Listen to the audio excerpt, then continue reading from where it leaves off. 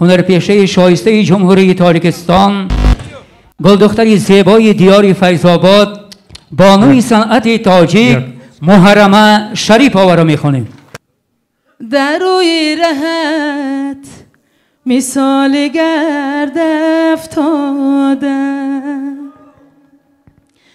از خوردن غم حاتب درد افتادم، از خوردن غم حاتب درد افتادم.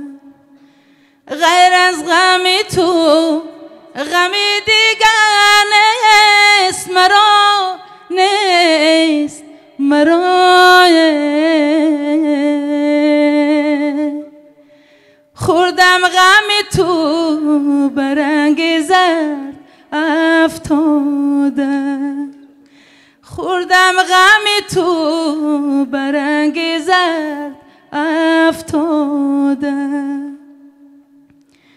در روی زمین گلی سری خار منم، آواز بلند نگیر کی افگار منم، آواز بلند نگیر کی افگار منم، افگار منم زیرا کی بیار منم، یار منم. از سال دلی زورت خبردار منم، از سال دلی زورت خبردار منم. رحمت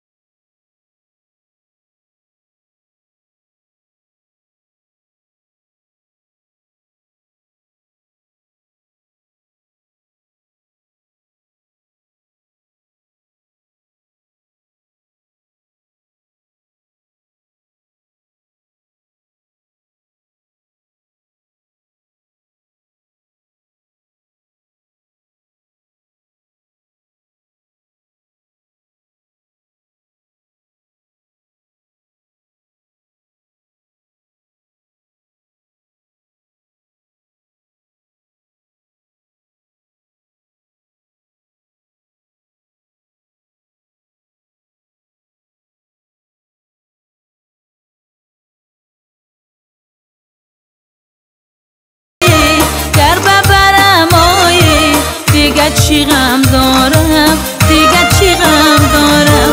گر ببرم آیی، گر ببرم آیی، دیگه چی غم دارم، دیگه چی غم دارم.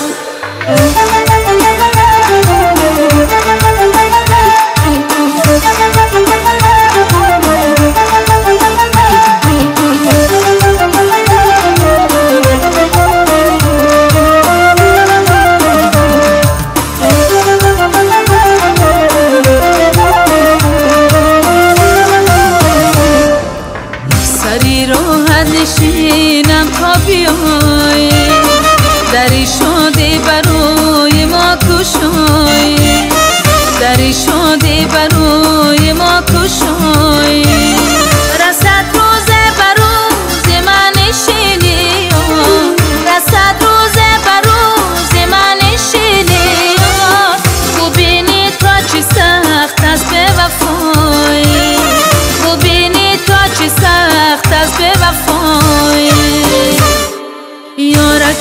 بی پروا از تو علم دارم یارکی بی پروا